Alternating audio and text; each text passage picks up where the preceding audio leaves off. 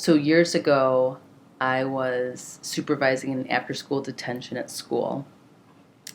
And it's an hour session. It's pin drop silent. People are actually working on physics, algebra, all the things. And then someone busts through the door. A little shorty comes in. He might have been literally maybe 4'7", 4'8". He's wearing an X large shirt at least. The sleeves are almost hitting the floor. You can't see his hands. And he just starts running around the room. He's playing music. He's blasting it as loud as it goes. And he's like, dropping rap lyrics or his ciphers and swearing left and right and literally running from table to table. And I said, hey, what are you doing? And he turned, stopped, stared me dead in the eye, and said, what am I doing? What am I doing? I'm doing me. I'm doing me. And I had a moment where I was like, mad respect, because the only two people I knew who embodied that was him and Oprah.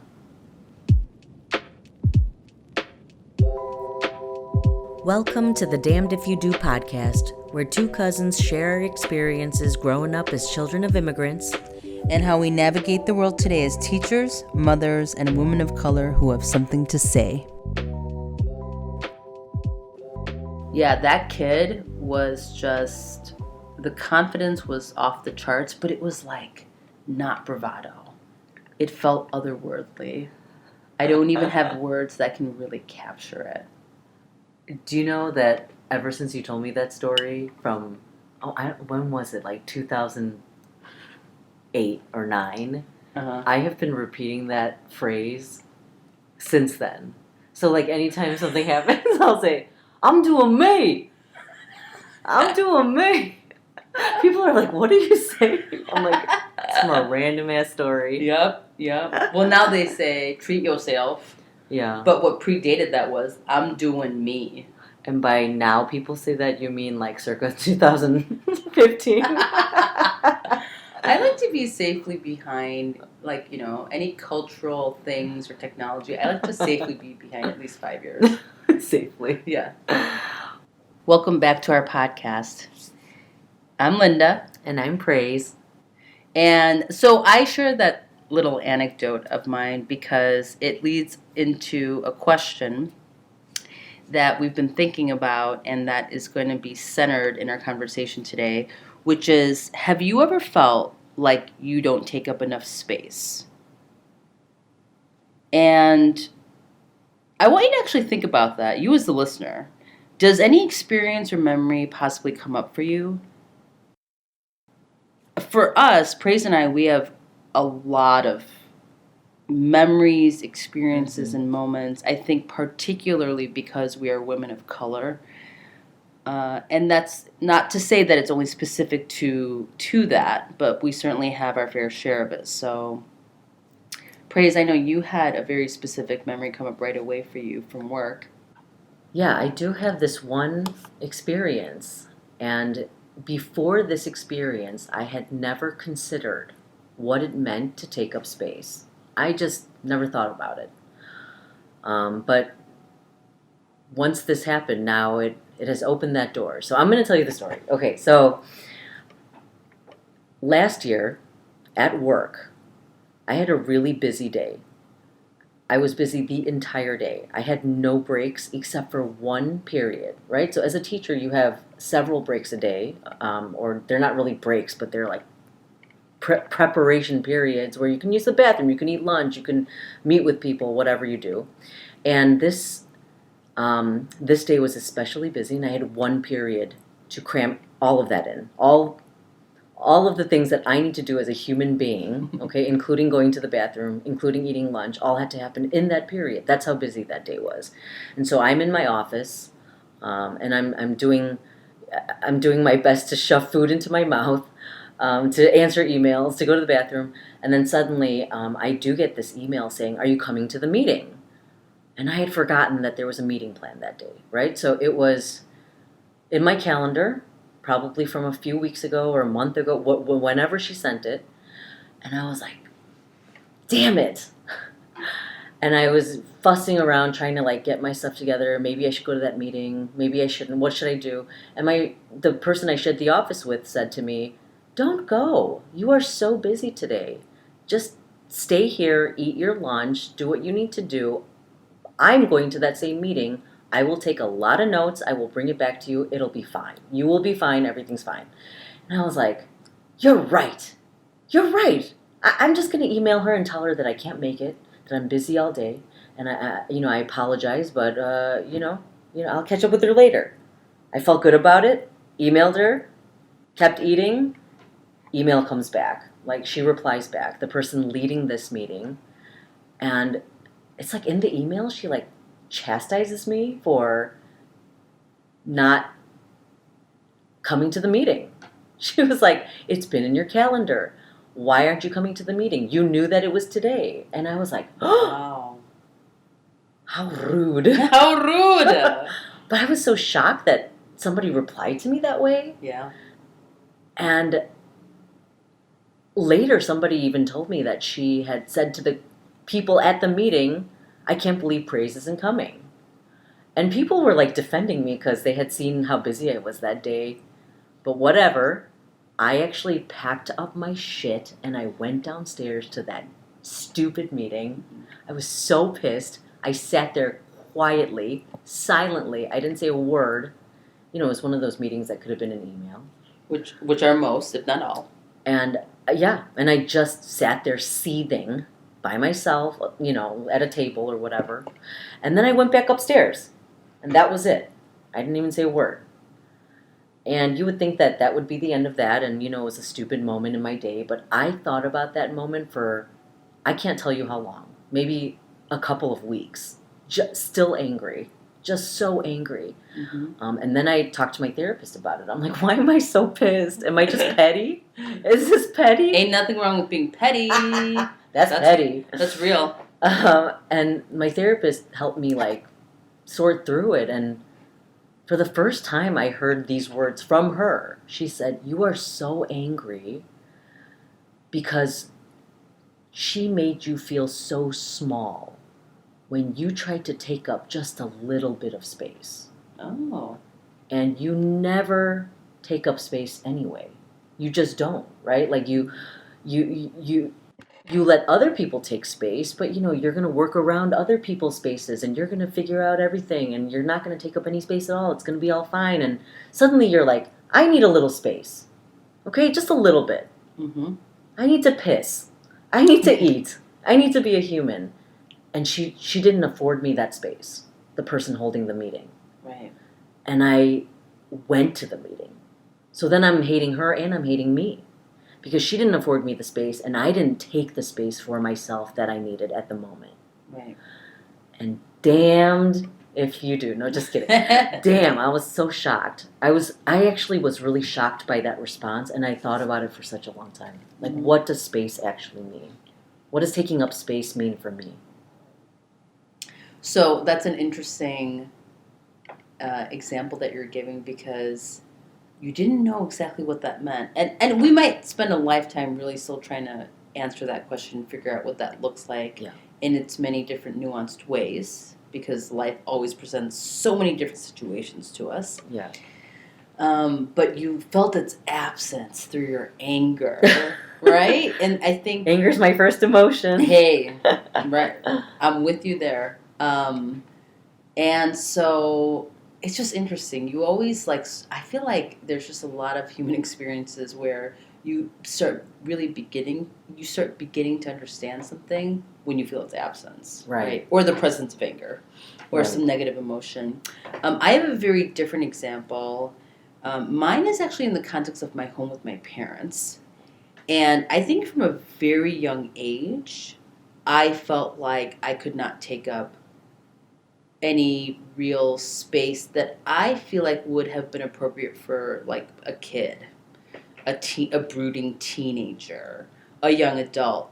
My parents were very, and I've mentioned this before, but they were very they embody the successful immigrant story. They were the first people on both sides of their families. They're both one of seven, and they through them all their siblings were able to come through employment and marriage and all the things. My mom worked for the United Nations at some point. Both my parents worked in very high government, Korean government positions, came here and had a series of very successful small businesses. And, on paper and, financially, we were solid. But having said that, there was so much expectation and high achievement that they expected from me. And like, I always had to have it together. In my home, I could never really whine. I couldn't be lazy. I couldn't really be indecisive. We never said something was too hard. We never could really complain or bitch about something, right? There was nothing that good old-fashioned hard work couldn't solve. You better just be ready to roll up your sleeves and work harder and just put in more hours. Mm-hmm. That was just kind of the ethos of my home. I'm not saying that I complied with most of that at all. I'm saying that is why growing up was such a struggle for me, right? Yeah. Like, I was a hot mess compared to what they wanted of me and constantly pressured me to do everything from, hey, why can't you learn 4 instruments, which I did, to, why do you look like that? My mom would be like, can you please go put makeup on and do your hair? And I'd say, I already did. You know what I mean? Like, it was just like, and my mom was a very loving parent, but when there's high expectations of you, and you certainly know when you feel like you're just not cutting it. You're always behind. Mm-hmm. You always come up short. You're always less than. You don't have to be explicitly told that. And sometimes you are explicitly told that. And I was, mm-hmm. And I was told in many other ways. And so I think me, especially as a child and a young person, I didn't know how to, do me. I wasn't the kid who busted in at detention. I never roared back. Sure, did I sneak out at night? Yes. Did I get a tattoo with you in high school and make terrible decisions after that? Yes, I did. Did we get caught shoplifting? Yes, we did. But that is to say, I lived a life of secrecy. Right. I didn't come to my parents ever a hot mess and be like, you know what happened? Here's what happened, and I just don't know what to do, and I'm really frustrated. I didn't do any of that shit. No. To them, I lied. I lied all the time. I appeared to be together, right? Yeah. And then I'd, cut class, smoke cigarettes, and, go out partying. Yeah. Because I had to live that double life, So I just think that's really interesting when I think about my kids. I was sharing this with you earlier where, this is the culture and time we live in where we say to our kids, it's okay to not be okay. I am sorry. That sounds really frustrating. That must have been really hard. That never happened in my home. Never. So it's just really interesting to me to see how different it is now. And I'm not saying everything's better, but certainly a lot of things are. And it was just a culture and a language I didn't know. And I just didn't know how to take up that kind of space for myself. Also, do you remember, you told me that a lot of your Korean American friends, like myself included, mm-hmm. we whine at our parents a lot, and we complain about them a lot, and we fight with them a lot, which is definitely true in my case. Mm-hmm. And you were saying that you never fought with your parents, you never, not in that way, and you never whined toward them, and that Oma, that that thing that we do, that noise that you make to whine at your parents, that's pretty foreign to you. Yeah, I think that's very, well, I've been told and I've witnessed that kind of inherent relationship, right? Child to parent, no matter how old you become in your life, you're the child in their eyes, and then you kind of play mm-hmm. that role too, right? Yeah. It's I'm sure cyclical, and you reinforce each other's roles, right? Where you can like nag and whine and banter and bicker, and I never had that with my parents. It was like my parents told me to do something. I might have done it, I might not have done it, and then I'd lie about it. It was just a very top-down, authoritative type of relationship and environment. And so it's just interesting because, my friends have definitely talked about like, oh, and my mom came over and she was supposed to watch the kids, but she was late, and like she like tried to give me all these ugly clothes, and I kind of like we were both being passive aggressive for an hour, like all just that shit. I'm sure a lot of people can relate to it. Yeah, I cannot relate to it at all. I was so shocked when you first told me that, which was just recently. But you said that you just never whined to your parents, and I was like, I can't believe it. I can't believe it. And part of the disbelief is not because, I think you and your parents were different or something. It's because my memory of you when we were young is that you were so annoying. I'm sure I was. No, like you weren't, not just annoying to me, but like you just right back at you. You just were like this, kid. Yeah. Like you were with like you. Exactly. So you were able to like be my older sister and annoy me and allow me to be annoyed by you while we were together. But you're right. I guess I had never seen it from you to your parents. And I, as a parent now myself, I am like mindful of that. Yeah. I have these moments where I'm like, I really... I think we all have these moments where we can love our parents, but we definitely know, hey, I don't want to be like that. Yeah. I'm going to try to keep the good out with the bad. Yeah. And I have these moments where, like, I don't want to be that authoritative. I don't want to be like that as a teacher. I don't want to be like that as a parent. Yeah. But then, right, you want to reinforce boundaries and things like that. Yeah. So I want to bring us to, after sharing these long personal anecdotes, we want to spend a moment and pause and talk about, like, so what does taking up space actually mean, at least for us? Yeah. When I think about the story that I shared, I can't believe it's this simple, but taking up space is, so the first thing is just to know your needs and ask for them, okay? Know my needs and ask for them, but then here's the part that I think is important. Without. Knowing your needs and asking for them without, 1, hedging my language or negotiating like what I want to say. So if I need to eat lunch and go to the bathroom, I should say, I need to eat lunch and I need to go to the bathroom, or whatever it is, right? I need this period for myself. And instead of like, I've been busy all day and I've been doing something and I can't believe that I don't have any time, but sorry, can I miss this meeting? None of that hedging. Mm-hmm. I really don't think that that's necessary when you're taking up the space. The other thing is anticipating or accounting for other people's emotions. How's that girl going to feel? Or how's that, I shouldn't say girl, how's that other, teacher going to feel if I miss her meeting? What's going to happen? How are people going to, feel about that? What am I feeling, right? Can I put my feelings or emotions or needs first? And I guess the last part is related to that, which is I don't want to prioritize other people's needs before my own, which is probably the hardest one, because I will prioritize anyone's needs before my own. It'll be like some random person on the bus, and I'll be like, oh, they look uncomfortable. What am I talking about? It's just putting my needs last, and I feel like that's been ingrained in me in many ways in my life. But those are the things: knowing your needs and asking for them without those 3 things. I don't think anything that you said is basic and should be overlooked, because even though they may sound simple, they're not, right?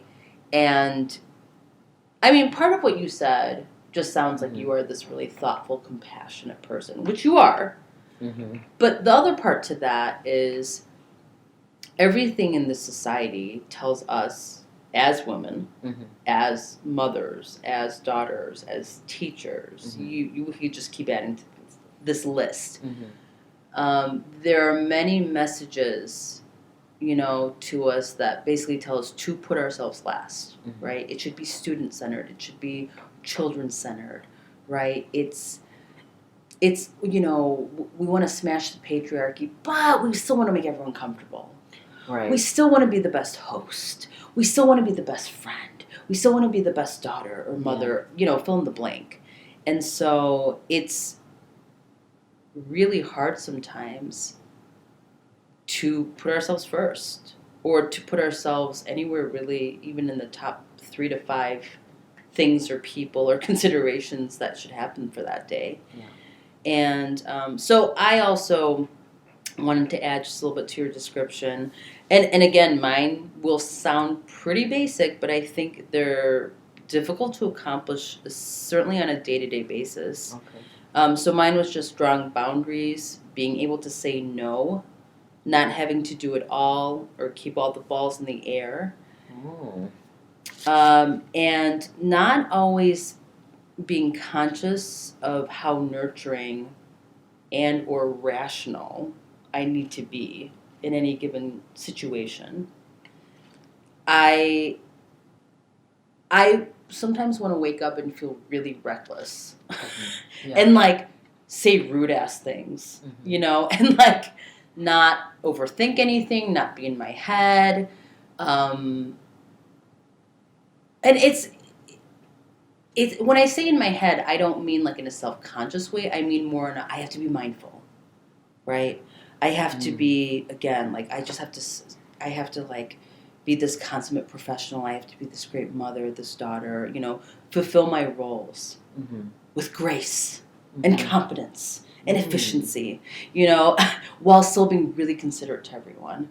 And that's not even, we haven't even tapped into, Korean culture, because that's a huge part, at least for women, of what it means to be part of this culture, right? And a woman who should behave a certain way and have nunchi and really perform in all the dutiful ways that we should. Yeah.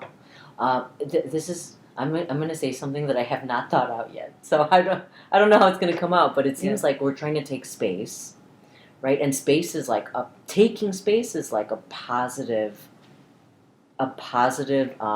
movement, or I'm almost thinking in mathematical terms. It's in the positive. We're creating more space for ourselves. But then it's interesting that our definitions become negative. I'm not going to do this. I'm not going to do this. I'm not going to do this. Because it's almost like you have to get rid of those negative parts to create a positive space. It's an interesting pattern that I noticed between my list and your list of things that we think taking space includes. Yeah. So, yeah. Ourselves more equals others less. Damn, girl. Damn. That's it. Okay, that's perfect. Yeah. But you know what's interesting about that is it sounds selfish. That's the problem. Yep. That's the connotation. Yeah. And, in taking up space, the argument that undergirds that is, that's not selfish. That's necessary. Right. And, I'm sure you've heard it, but, right? It's a message in society, on an airplane flight, you put on your own oxygen mask before others. Or the more you replenish yourself, the more you can replenish and support others. That's fine. And again, those are just culturalisms. I feel like those are catchphrases that don't actually get lived out. And I don't think societally, on a broader scale, supports that. Not especially not for women. Thanks for joining us. In our next episode, we'll continue to explore the reasons we didn't take up more space and how we are learning to do so today. Thanks all. Peace out. Thanks to Mia, our producer extraordinaire. And to Clark for this awesome music we got for free, $99. You can find us on YouTube, Apple, Spotify, or wherever. You can also email us at damnedifyoudopodcast@gmail.com. It's a mouthful, but you're worth it.